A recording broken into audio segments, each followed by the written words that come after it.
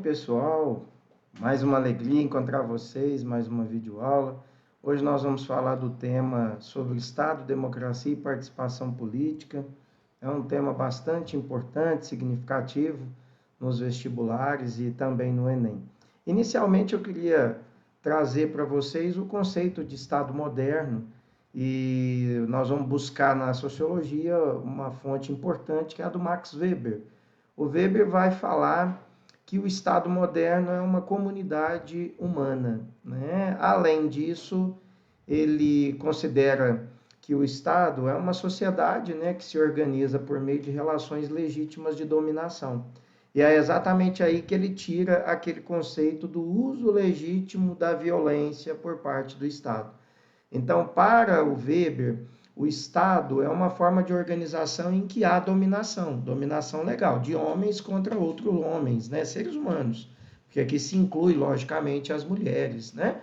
Então, são vínculos de dominação reconhecidos e aceitos pela população. Então, de um lado, você tem aqueles que compõem a administração pública e que, portanto, vão emitir pareceres, decisões, portarias, resoluções ou mesmo leis que deverão ser cumpridas pelo resto da população. Então, por isso que são vínculos de dominação reconhecidos e aceitos pela população. E quando que há esse uso legítimo da violência por parte do Estado? Em primeiro lugar, é dominação legal por conta da estrutura burocrática, né? A própria burocracia é uma estrutura que se organiza através de decisões, de lei. É a própria lei que organiza, né, a dominação legal. E todo o aparato jurídico, legal, composto também pela administração pública, pela aprovação de leis, composta pelos atos praticados pelo Poder Executivo, compõe, então, essa legitimidade de dominação que o povo reconhece como válida, legítima, mesmo quando não concordam com todas elas, o povo acata essas decisões, porque é por isso mesmo a questão da dominação legal, né? Porque é uma dominação, já que há legitimidade. Então, é legítimo essas decisões que vêm do poder público e, portanto, a população vai cumprir essas decisões.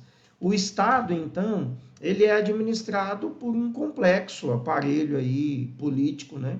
Formado por diversas organizações, que vai compor o Poder Executivo, ligado à administração pública, o Poder Legislativo, ligado ao Congresso, Senado, Câmara Federal, Assembleia Legislativa, as câmaras municipais, né, dentro dos municípios, que é o Poder Legislativo, e o Poder Judiciário, composto pelos membros do Poder Judiciário. Então, a Justiça de primeira instância, segunda instância, terceira instância, e na terceira instância nós vamos compor aí também o STJ e o STF, que são as instâncias máximas organizadas dentro dessa estrutura de organização judiciária, tá certo? Então é assim que se compõe, né? Esse é o conceito propriamente de Estado moderno, pegando aqui a conceituação do Max Weber, né? Juntamente com essa estrutura, nós vamos ter o conceito aí de soberania, então a importância dessa soberania, né? Já que o Estado está associado a um território, né? É importante a gente lembrar que o Estado inclui território, há uma área limítrofe, né? Que determina o território de cada Estado. Então, o Estado está associado a um território, esse território tem as suas fronteiras definidas também por lei, e uma vez que há uma definição territorial, há um poder de soberania, então, em cima desse território. Então, compete ao Estado, principalmente usando as Forças Armadas, proteger, garantir a soberania de cada Estado desse, né? Então, no nosso caso, no Brasil, as Forças Armadas vão proteger e vão garantir essa nossa soberania diante de outros estados e internamente, né? O governo, então, é a autoridade absoluta, né? É o soberano diante dessa representatividade do Estado. A defesa do território, como eu já disse, compete às Forças Armadas, ainda que na lei, né, os estados tenham independência de poder. Na prática, é importante a gente lembrar que alguns desses estados internacionais têm um pouco mais de privilégio do que os outros. Quando a gente vê a própria formação do Conselho de Segurança da ONU, em que nós temos apenas 5 países que compõem, que têm direito a voto e veto. né? São eles Estados Unidos, o Reino Unido, a China, a Rússia e a França.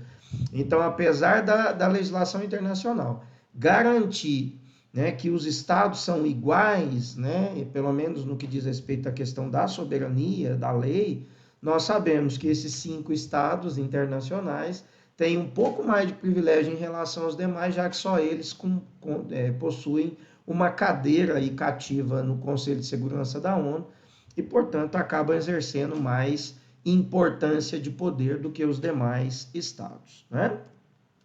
O Estado moderno, então, eles são regidos aí por princípios, por valores, por leis e normas, né? Que são bem definidas em cada Constituição e também em legislações internacionais, principalmente aquelas que são emitidas aí a partir da ONU, né? E que os países membros ou signatários dessas resoluções, desses tratados internacionais, acabam cumprindo com eles com a mesma força de lei, né? Como se fossem leis internas mesmo do nosso país. É o caso do Brasil. O Brasil é signatário dos tratados principais, dos tratados internacionais da ONU, então todas aquelas legislações internacionais que são emitidas aí, emanadas pela ONU e seus órgãos, o Brasil então também respeita e acata, uma vez que ele é país aí signatário, né, dessas resoluções, desses tratados e desses acordos internacionais que a ONU acaba emitindo, né? Então, internamente, a grande legislação é a Constituição, é a Magna Carta, né? E, além da Constituição, nós temos as legislações complementares à Constituição, né? Os decretos, as portarias, as resoluções, que compõem toda ali uma hierarquia legal, né? Dentro de um arcabouço legal no Brasil. Começa com a Constituição Federal, passando pela lei complementar, e aí nós vamos chegar aos decretos, né? Portarias, e medidas provisórias que acabam tendo que ser votadas no prazo máximo de 120 dias para não perder as suas validades, né? Então há uma hierarquia. Quando você tem um Estado organizado dessa forma, que respeita uma Constituição, né, que também é signatário de tratados internacionais e resoluções da ONU, nós temos aquilo que a gente chama Estado de Direito, né?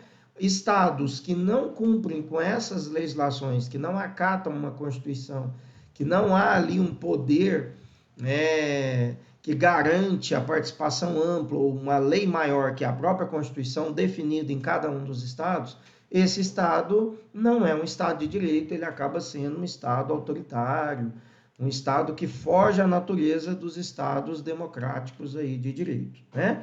O Estado moderno, ele lida diretamente com a questão da cidadania, né? Então, o grande resultado do aparato, né, de organização dos estados é a cidadania, é garantir a cidadania a todos aqueles que compõem o povo, né, a nação desse estado, fazer com que os direitos possam chegar plenamente a todas as pessoas, independentemente de raça, cor, etnia, poder econômico, nome de família. A lei, né, e a garantia constitucional deve chegar a todas as pessoas. Direitos importantes e políticas públicas, né? Vamos incluir aí os direitos e garantias fundamentais, artigo 5º da nossa Constituição, os direitos trabalhistas, né? Que além da CLT e de outros tratados, nós temos o artigo 7º da nossa Constituição, o artigo 6º da nossa Constituição, que garante os direitos sociais, o artigo 14, que garante os direitos políticos, e assim sucessivamente. Então, nós temos uma organização de leis que garante minimamente essa cidadania plena a todas as pessoas, né? E compete ao Estado moderno a garantia dessa cidadania. Então, estados precisam garantir o mínimo necessário para que as pessoas possam viver de fato com dignidade humana. Têm seus direitos respeitados e também cumprem com as suas obrigações mínimas dentro desse aparato, né, organizacional que é o próprio Estado. Então, é importante o combate à fome, à miséria, às desigualdades, à violência, ao racismo. É importante a garantia de políticas públicas como seguridade social, educação, moradia, transporte, saúde, lazer, programas de vacina, né? É importante que a gente tenha proteção aos idosos, às crianças, aos adolescentes e às pessoas com deficiência. É importante que a gente tenha uma política específica para a Seguridade Social, né? Aposentadorias, os auxílios em razão de acidentes de trabalho, né? Uma política fundiária, de fundo de garantia, de proteção trabalhista, a classe trabalhadora. Então, tudo isso é o que garante a cidadania, e o Estado moderno tem uma ligação direta com essa cidadania, que nós precisamos sempre verificar, né? Aqui eu trouxe para vocês o artigo 1º da nossa Constituição, em que a gente tem aqui a garantia, né, algumas dessas questões que nós já falamos. Olha, a República Federativa do Brasil, então, ela é formada pela união indissolúvel dos estados, do município, do Distrito Federal. E o que compete propriamente ao Estado de Direito, que eu acabei de dar o conceito para vocês? Olha lá, soberania, inciso 1º, a cidadania, inciso 2º, que nós acabamos de falar, a dignidade da pessoa humana, que eu disse que quando nós temos todas as políticas públicas garantidas plenamente às pessoas, nós vamos ter essa garantia de dignidade da pessoa humana. Então, não podemos ter gente passando fome, nós não podemos ter gente sem moradia, nós não podemos ter gente morrendo em filas de hospital por falta de tratamento de saúde, nós não podemos ter níveis altos de analfabetismo. Então, tudo isso precisa ser combatido para garantir a cidadania e também a dignidade da pessoa humana, né? E o inciso 4º vai falar dos valores sociais do trabalho, da livre iniciativa, né? Que são garantias aí importantes para que a gente tenha a formulação dessas políticas e a garantia de vida plena, independente e autônoma para todas as pessoas. O inciso 5º, pluralismo político, então mais de um partido político, é uma das grandes garantias, né, do Estado democrático de direito. O pluripartidarismo, mais de um partido pelo menos, né? Quando a gente tem um único partido, normalmente nós temos ditaduras, né? Nós temos governos autoritários. Uma outra coisa importante é que o artigo 2º, em que vai falar para nós, olha, que os poderes da União são independentes e harmônicos entre si. E quais são esses poderes? Legislativo, Executivo e Judiciário, que nós já explicamos para vocês, né? O artigo 3º vai trazer os objetivos fundamentais da República Federativa do Brasil. E aqui são 4 incisos. O primeiro, construir uma sociedade livre, justa e solidária, né? 2, garantir o desenvolvimento nacional. Então, desenvolvimento econômico, político, industrial, agroindustrial. Então, tudo aquilo que garante, de fato, o desenvolvimento pleno, incluindo o desenvolvimento humano, né? Terceiro, erradicar a pobreza, a marginalização, reduzir as desigualdades sociais e regionais, que é um grande obstáculo que nós ainda temos por vencer aqui no Brasil, né? E 5º, promover o bem de todos, sem preconceitos de raça, de origem, de sexo, cor, idade, quaisquer formas de discriminação, que nós também já chamamos a atenção, que um Estado soberano que garante a cidadania, ele tem que garantir o mesmo direito, as mesmas obrigações plenas para todas as pessoas, independente da condição social, de raça, de cor, econômica, né? Eu já disse isso aqui para vocês também, né? E a democracia e os seus modelos, já caminhando aí para o finzinho, né, do tema da nossa videoaula aí. Então, a origem da democracia na Grécia Antiga, a palavra democracia vem de demos mais crácia, né, que são termos gregos. Demos significa povo, né, natureza popular. Crácia ou kratia, né, governo, então é o governo do povo. É exatamente essa a definição da democracia. É um governo em que há ampla participação popular.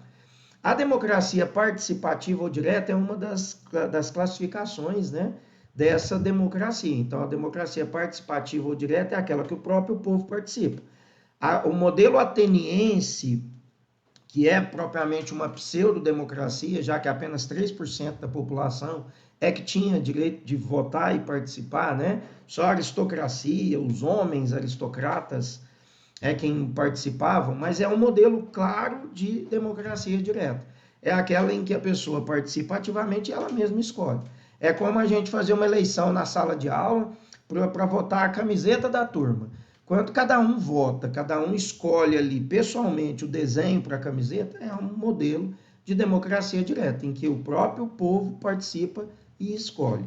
A democracia participativa, ela também pode vir de outras formas, né, de participação. Então, participamos através de audiência pública, em que o povo é chamado a discutir um tema importante ali, regional, né? Ela pode vir através de referendo, quando a população é chamada a referendar uma lei que inicialmente já foi aprovada e fica ali na pendência um dos artigos, 2 artigos, que depois de um tempo de vigência dessa lei, a população vai ser chamada a responder se quer ou não a continuidade, né, daquele artigo.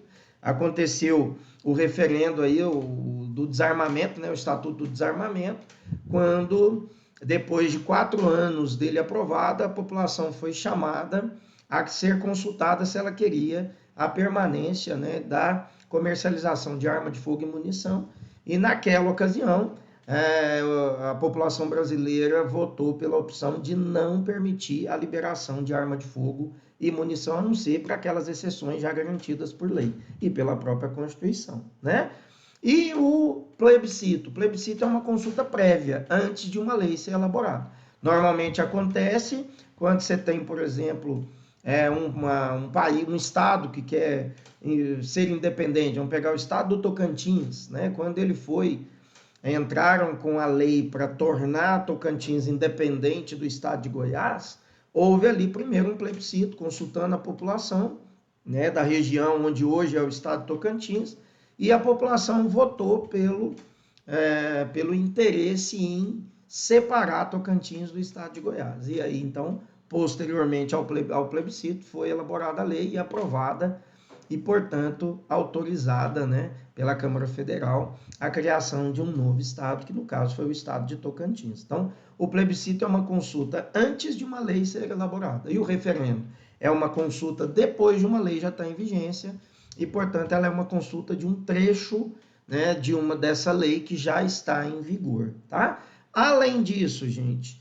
nós precisamos discutir a importância aí da democracia e os percalços que ela veio passando ao longo do período histórico. Vamos pegar, por exemplo, o período da Idade Média, em que a igreja teve grande prestígio, dominação política e econômica, e nós tivemos um período de muitas monarquias absolutistas, autoritárias, em que o rei tinha concentração de poder totalmente nas mãos dele, ou da rainha, e esse Estado, então, era autoritário, não havia participação popular, portanto, não havia democracia. A retomada dessas democracias começa com a modernidade, principalmente a partir da Revolução Francesa, né? Depois com a tomada da Bastilha. Há ali uma aprovação de uma Constituição de 1789, uma monarquia constitucionalista, e a partir dali você começa, então, as monarquias constitucionais, que vai dar origem às liberdades, né? Às democracias liberais, né? Que vai ser fortalecida com os contratos sociais, Locke, Rousseau, Montesquieu, Voltaire, né? Cada um desses autores iluministas contribuíram muito para o fortalecimento da democracia liberal, né? Então, partindo da Revolução Francesa e do Iluminismo, e as revoluções burguesas que foram consolidando esse modelo de democracia liberal, né? E assegurar, portanto, com as democracias liberais, assegurar as liberdades individuais, sempre muito presentes nas democracias, né? E as democracias representativas são exatamente os modelos mais comuns da democracia participativa, onde nós elegemos os representantes que vão nos representar. Então, elegemos o presidente, elegemos deputados, senadores, senadoras, os deputados estaduais, as câmaras de vereadores, e esses ou essas são aqueles e aquelas que vão nos representar. Esse é o modelo de democracia representativa, né? E, portanto, a mais comum dentro das democracias liberais, né? A população elege, então, os representantes. A eleição e o sufrágio universal são preponderantes dentro desse modelo de democracia representativa, né? Uma outra característica forte é o multipartidarismo, são mais de um partido, exatamente para garantia do debate, para garantia dos conflitos democráticos, o que garante o aperfeiçoamento da democracia. Quando eu falo conflito, eu não estou dizendo essa realidade gritante de violências que a gente tem, infelizmente, assistido nos últimos tempos, né? Divergências políticas são saudáveis, sempre foram, porque é a partir delas que se aprimora o debate, a dialética, já tão presente na Grécia Antiga, em Roma, não é? Então, o debate, gente, é importante, o conflito de ideias é importante, mas eu estou falando de ideias, né?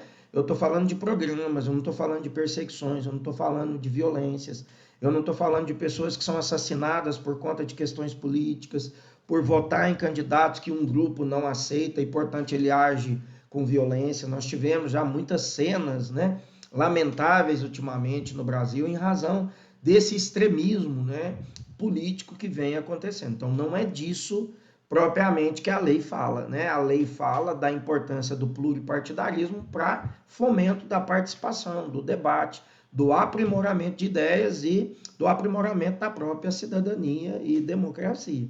As divisões de poderes também são importantes, né? Executivo, legislativo e judiciário, cada qual cumprindo com o seu papel específico na garantia da evolução desse Estado e de uma melhor prestação de serviço, né, por parte do próprio Estado à população.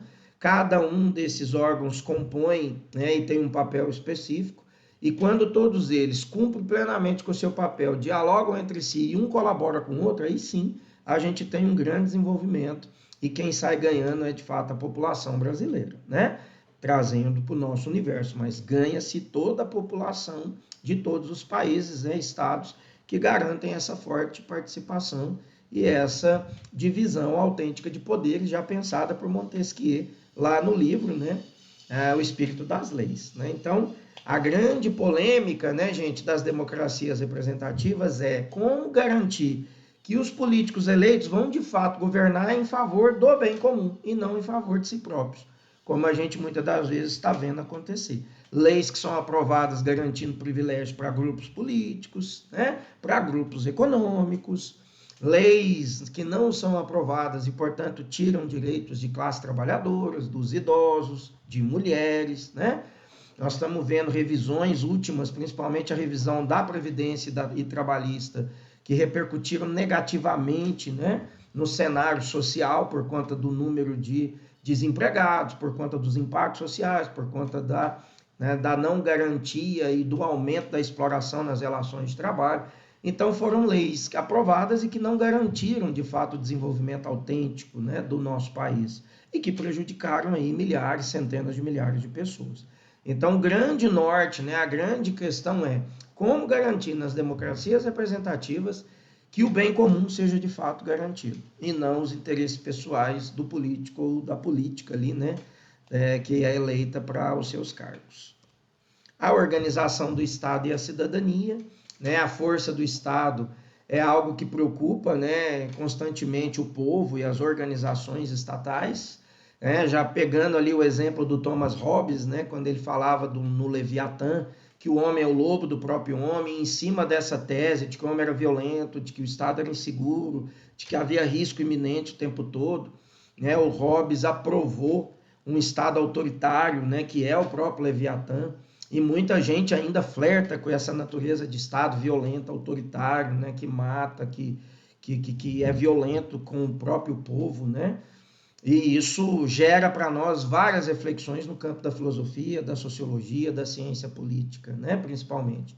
A criação, então, de mecanismos que possam conter essa força do Estado de modo a ele não ser autoritário.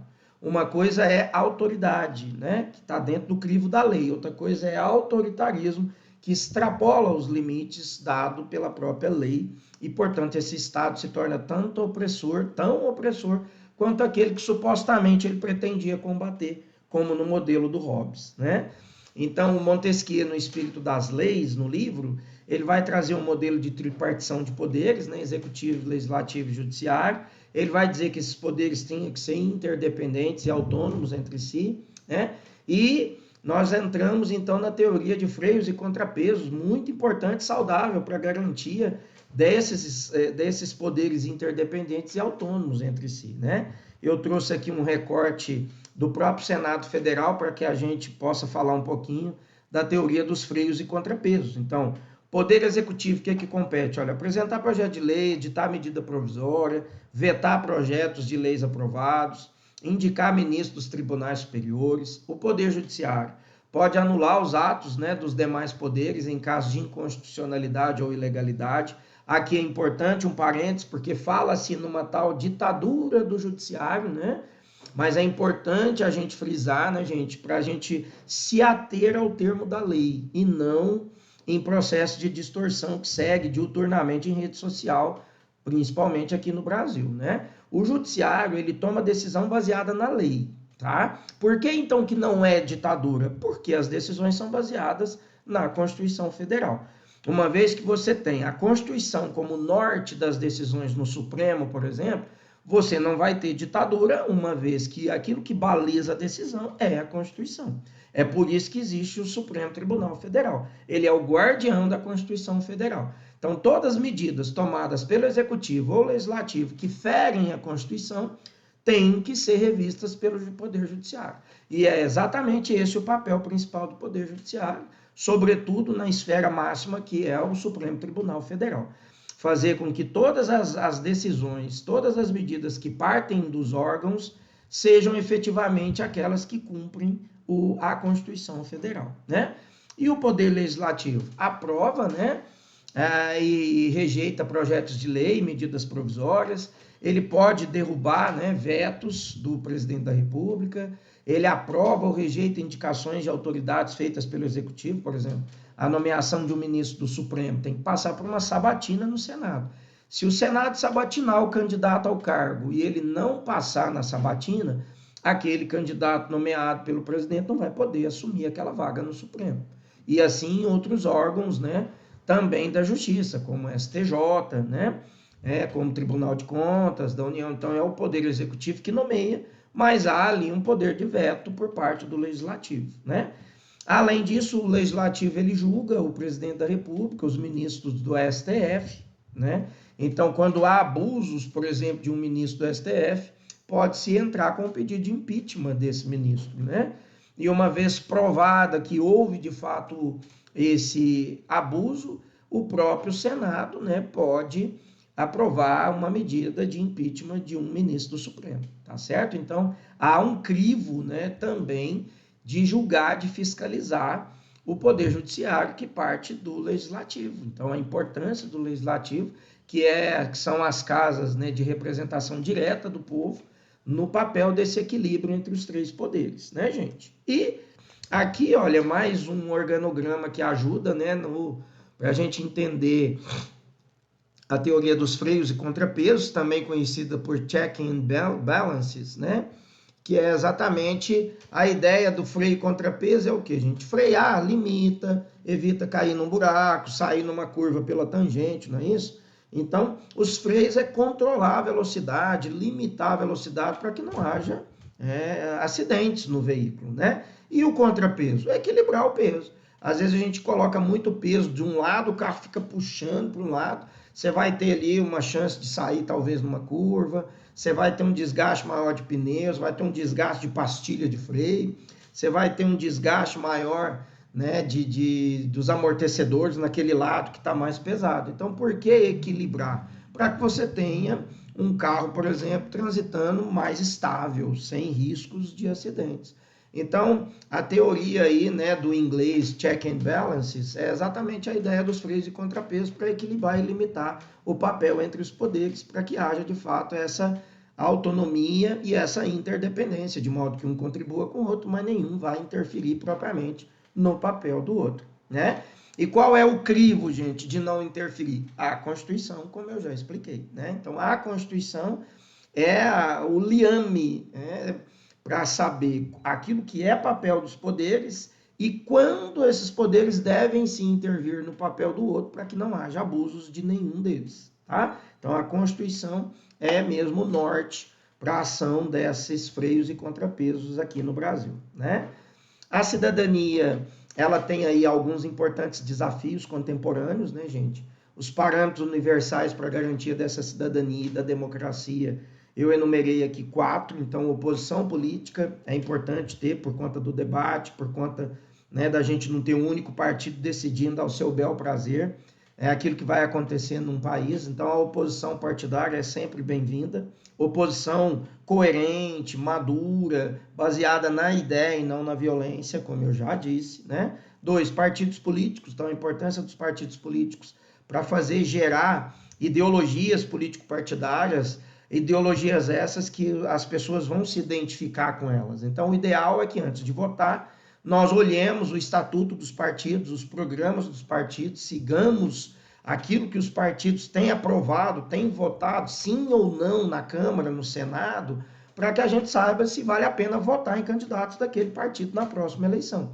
Eu sei que pouca gente faz isso, mas é o que a gente deveria fazer. seguir de fato os votos, seguir a linha que aquele partido está adotando na aprovação ou não de leis no Congresso Nacional, sobretudo. É lógico que nos estados da mesma forma e também no município, mas é importante os partidos para que a gente tenha uma coerência e uma identidade com aquilo que é a pauta de cada partido, tá? 3, sociedade civil organizada. Então, a sociedade civil se organizando, os movimentos sociais, os protestos, vez ou outra nós vamos ter uma greve, vez ou outra nós vamos ter uma reivindicação.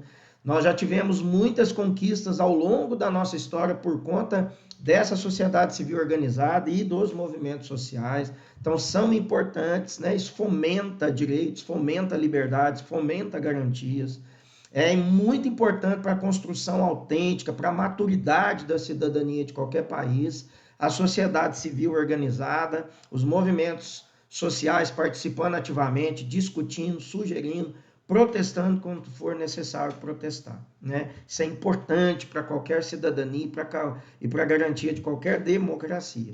E 4, a mídia e a opinião pública, né? A gente reconhece um país autoritário quando a mídia é perseguida, ou quando ela é calada, ou quando ela não é livre.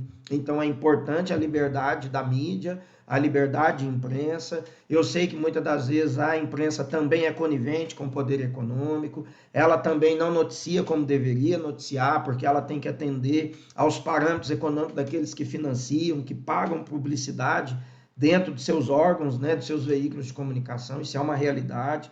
Então, infelizmente, nem sempre a mídia trata com coerência, com maturidade ética o seu papel de informar verdadeiramente, mas é importante a liberdade que a imprensa tem, é importante a autonomia e liberdade que os repórteres têm em produzir notícia, em levantar os temas para que a população possa tomar conhecimento e discutir sobre eles. Isso é uma riqueza em qualquer democracia e a garantia de cidadania, né? A opinião pública também é muito válida, porque ela que participa, ela que sugere, ela que vai ser consultada, ela vai norteando o caminho de decisões importantes dentro do poder público, né? Do poder político.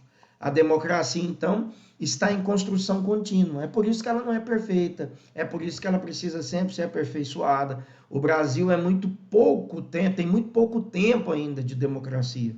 Ele foi alvo de muitos golpes ao longo da sua história, né? Está sempre sofrendo com tentativas de golpe ou com golpes mesmo civis militares, né? E a gente está passando por um período ainda de muito conturbado em relação à estrutura, né, do poder democrático, que é o mais importante de qualquer Estado, é a democracia, né? Então a democracia ela está em construção plena, a gente precisa entender que ela tem erros sim, ela é feita por seres humanos, ela está suscetível a conserto, ela está suscetível a erros sim, mas é importante, por mais que ela tenha imperfeições, a gente lutar para a construção plena dela, né? A gente precisa sempre ter a consciência de que ela é importante e eu preciso me somar a outras pessoas para a construção efetiva dessa democracia, né? Autoritarismo nunca é bem-vindo, ele nunca vai fazer uma nação efetivamente desenvolver e fazer com que todas as pessoas possam de fato se beneficiar desse poder público, desse poder político, que tem que ser o garantidor da cidadania plena, como eu já expliquei lá no início da nossa videoaula, né? E os problemas brasileiros, então, que essa democracia, essa cidadania precisa enfrentar. Questões da miséria, da fome, da desigualdade, o problema da corrupção em todas as instâncias, né? É importante a gente lembrar que a corrupção ela está instalada no Brasil desde das chegadas das caravelas dos portugueses, né? E a história vem mostrando como que essa corrupção vai se aprimorando, principalmente com o crescimento econômico do Brasil colônia, republicano, né? E toda esse período aí, o Estado Novo, né? E todo esse tempo de aperfeiçoamento até chegar no período atual que nós estamos, nós nunca ficamos livres da corrupção. Então, é algo que a gente precisa mesmo lutar e aprimorar para que a gente possa garantir cada vez mais que ela não aconteça dentro do processo político administrativo. A violência é algo muito grave, inclusive a violência policial, né? O Brasil é hoje, a polícia, né, tem hoje o dado ruim de ser a polícia que mais mata e que mais morre hoje no mundo, né? Então, grave essa ideia do confronto, é algo que precisa ser revisto, né? E a maneira como a gente vai lidar com o processo de combate à violência sem também praticar violência. Esse é um grande norte, né? Um grande desafio que o Estado brasileiro precisa de fato enfrentar. O autoritarismo, como eu já disse, o autoritarismo ele faz parte da herança brasileira, né? Desde o Brasil colônia. Nós temos aí casos de jagunçismo, nepotismo, coronelismo, mandonismo, o racismo estrutural que deságua aí em violências graves hoje no Brasil, né? A mulher vítima de feminicídio hoje é a preta pobre, a pessoa, o homem que mais morre vítima de arma de fogo no Brasil hoje é o preto pobre. Então, isso derivado desse racismo estrutural, né? Os estudos mostram isso e a maneira como a gente precisa lidar com isso para resolver essa estrutura, né? Os golpes civis militares, todos que a gente já passou, inclusive recentemente, né? Os desafios, então, para essa cidadania plena, na construção de participação popular, né?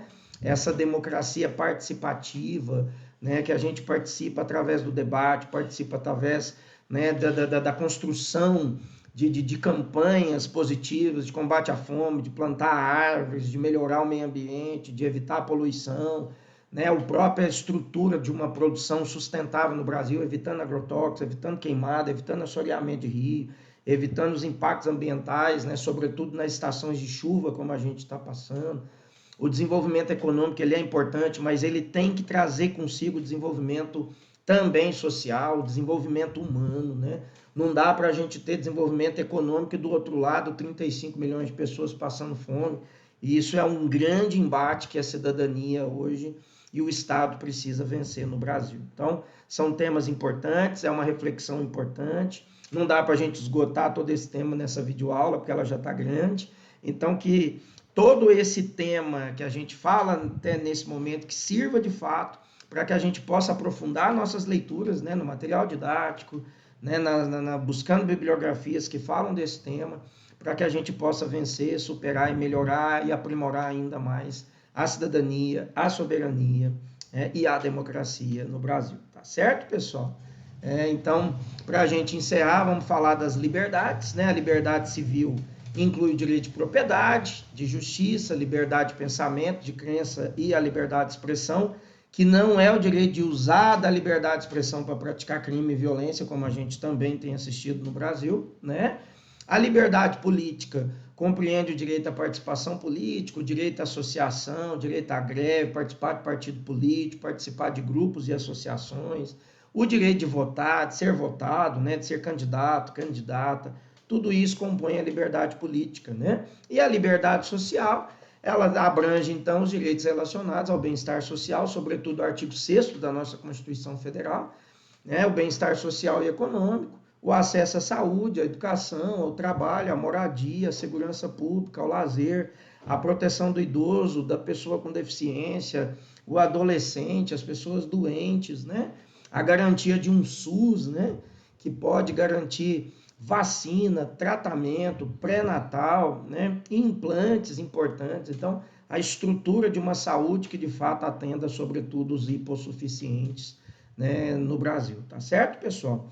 Então, ficamos aqui, tá aí minhas redes sociais para quem precisar falar e sugerir. Um grande abraço, agradeço a sua presença comigo até aqui. Espero que essa videoaula possa de fato ajudar ao preparo aí, te preparar para o vestibular, para o Enem e para os concursos públicos, beleza? Um forte abraço, até a próxima videoaula, tudo de bom, tá? Curte aí a nossa aula para que a gente possa também mandar essa videoaula para mais pessoas através do YouTube, tá bom? Beijão, tudo de bom.